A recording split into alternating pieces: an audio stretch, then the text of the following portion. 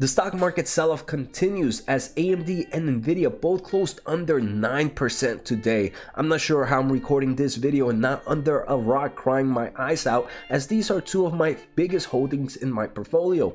All jokes aside, today we're going to take a closer look at what's happening in the semiconductor industry, but I'm also going to talk about two things that are on my mind with the recent sell-off right now and how they might be affecting my investing style. So let's get started. If this is your first time here, make sure to hit the thumbs up, make sure to hit the subscribe button, check out the pinned comment for free Discord, free newsletter, and a lot of great investing links. So let's get started. All right, so let's start off with stock prices. Nvidia closed 9.24% down, sitting at $169 at the moment. This is insane. Then we have AMD down 9.42, sitting at $86.36. And then we have your favorite, I know this is your favorite, Intel Corporation. I'm not gonna judge if Intel is your favorite semiconductor, maybe just a little, but Intel is down about 2.78%. So actually, if it is your favorite, good for you. At the moment, sitting at about $43. So first off, we can see that the overall market sell-off is just happening. There's no real stock market news or business use for any of these individual companies to have them trailing down. Just the overall market sell-off.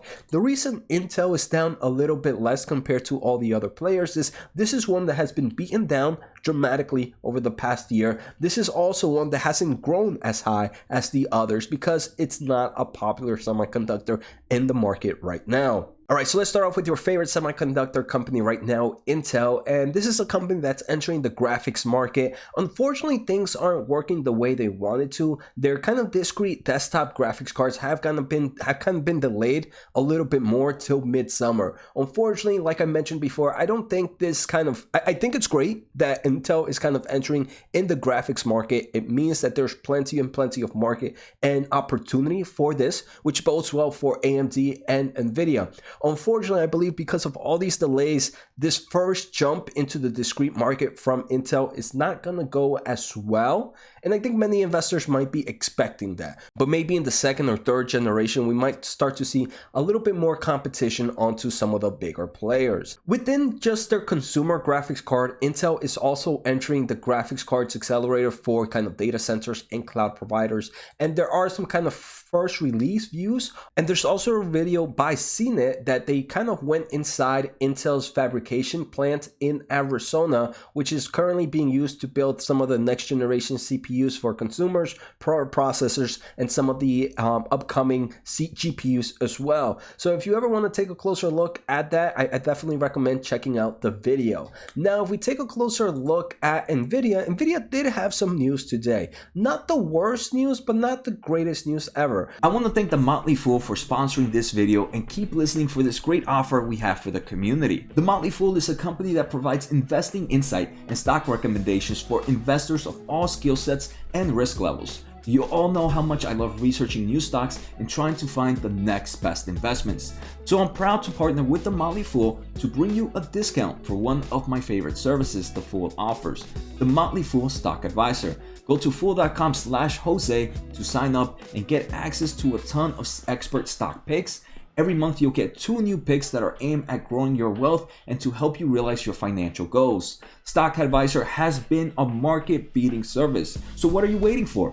Thanks again for the Motley Fool. Now on to today's points. So Nvidia has been fined $5.5 million by the SEC for allegedly obscuring their mining sales. This was back for a few quarters in 2017 and 2018. It's not what's happening right now. Again, this kind of negativity is not something you would want to hear, but I don't believe that's any of the reasons that we're seeing the stock price drop today. Nvidia fined $5.5 million for a company making over billions and billions in revenue. It's pretty much a slap in the hand or a slap in the wrist. I forget what the actual saying is.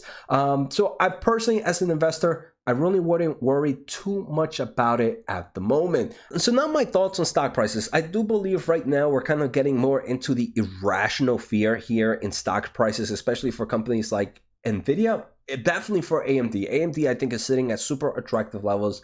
These are stocks that I would gladly buy over time as the stock prices continue. And this leads on to the second point I wanted to mention in this video. After kind of seeing today's stock drop, where we see a lot of stocks down over 10% after already dropping over 40-50% from all-time highs, it has me thinking of two things. The first thing it has me thinking is how I personally can increase my weekly investments. I invest on a weekly basis into the stock market. Now I want to increase the amount that I'm investing on a weekly basis. And I'm planning on doing the following. So normally when I get my paycheck, I save into different funds. I save into, for example, a real estate fund where I'm focusing on raising money to buy some real estate in the future. I invest in, for example, in the stock market. I put my money in other types of savings account.